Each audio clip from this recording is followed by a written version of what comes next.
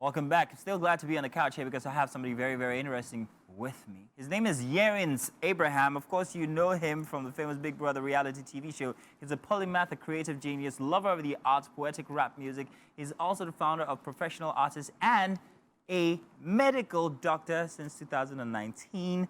He has founded multiple startups, exhibited his artwork. He's even been here on the show once or twice with his art. And of course, multiple galleries across Africa, participated in top Nigerian reality TV show, BB Niger. You guys know that. It's made him quite a popular figure amongst reality TV fans in Africa, an intelligent one. You're welcome again, Yerins. Good to have you here. Thank you very much. I say intelligent deliberately because, hey, we all know what happens in Big Brother house and all the people and everything. Yeah. And what happens after. But you're the one I always looked out for. Yeah. We're glad to have you back. The last time you were here, you had some of your art pieces here. It was amazing to see. You also exhibited that while you were inside of the Big Brother house. Coming out, you did exhibitions. Yeah. And all. How's that going, the art side of things? Yeah, it's great. That artwork that I came to, it's currently in New Jersey. Oh. And I'm working with some art partners in the UK to actually do a very more interesting work with it, like, exhibition and all.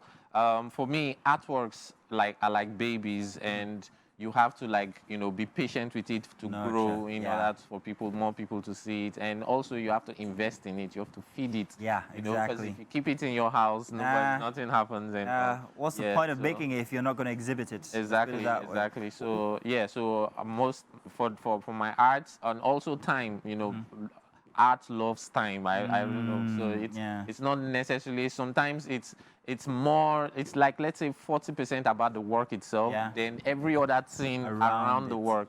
So we are just trying to make sure that you feed it with your emotions and emotions of other people who appreciate it. Yes, that's what art is. Exactly. But art is not the only thing he does. He's also a medical doctor. I don't know how you are able to, bracket these fields altogether, being an artist, a medical doctor. Are you practicing in any case? No, currently I'm not practicing. I'm working on research, though. I'm very, very into neuroscience.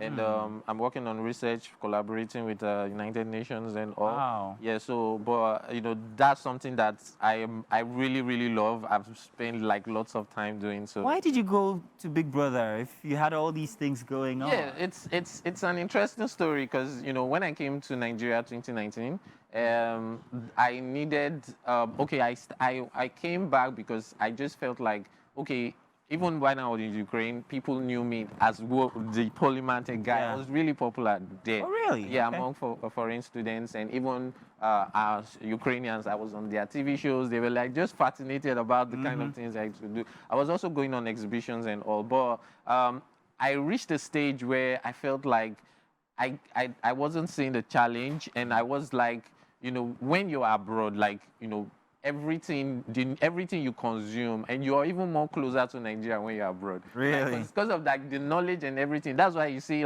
when there's protest and all, the foreigners are even angry. The ones in diaspora, they are so very passionate. Interesting. Yeah, so you have that feeling okay, what can I do with what I have? I kind of have a feeling of who I am, but how can I challenge myself to inspire my own people? Because if I go abroad, it's the white man. I have built app for white people, and they are making good money. Let's talk about this app thing. He also builds.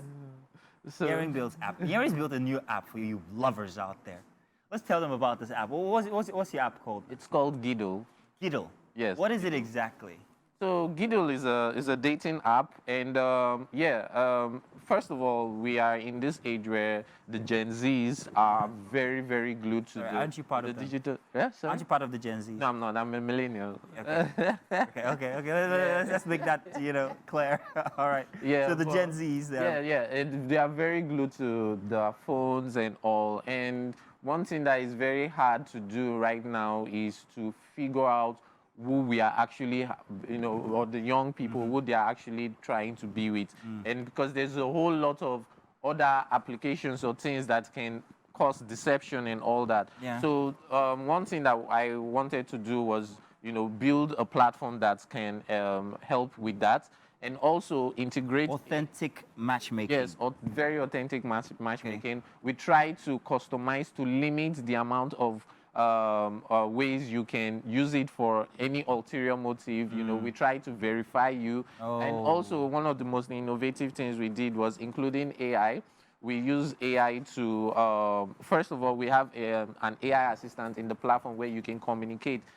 You can, before you get a match or when you get a match, you can communicate with the AI. The AI already has the match information. It can give you hints of how you can make the date better. Oh. And then, you know, you can also review your match. In the Nigerian climb. Yeah, yeah. How can I make it date better in the Joe Legba, for instance? Yeah, exactly.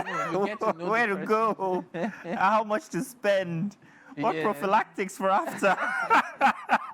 Yeah, because most people can, you know, are shy of who they are and all that. And, you know, also, like, if you ask someone outside, like just a random person, what's your ideal guy or ideal girl, they have this fantasy of the most perfect person. But reality isn't like that. Our brain is very deceptive sometimes. So when you meet someone, you get to see past that, you know, fantasy, and you see that, okay, there is actually, the realness is much better. That's what your app tries to do. It tries to We mine that originality and put it forth. Exactly. Oh, that's very interesting. And this is what you're on currently. This is your big project right now. Yes, we have there's a free plan and paid plan. Yeah, we have like 8,000. We just launched like a week ago. We have 8,000 users already. Yeah, we have like 100 or something paid users right now. So we're growing and we are trying to get. At the end of the day, this is so you can make money, isn't it? You do make money from the app. Yes, definitely. There's of course, definitely we'll be making money. Yeah. That's very interesting. Well, I can't wait to see it. Well, I can't use it. I'm not going to. I know I'm not going to use it. I just want to see what it's like. The interfaces and everything is very interesting. Yeah. So after that, today you are here as the tech genius. Let's put it that way. Yeah, thank you. Would you resume as a medical, what do you call it, personal anytime? Do you do that? Do you still actively? Yeah. practice? So like I said, like most people have this idea that medicine is one way where you just the doctor finish in and the then go to one hospital yeah. and just, you know, spend the rest of your life working. But no, it's a very fascinating thing, and that's why I went into the.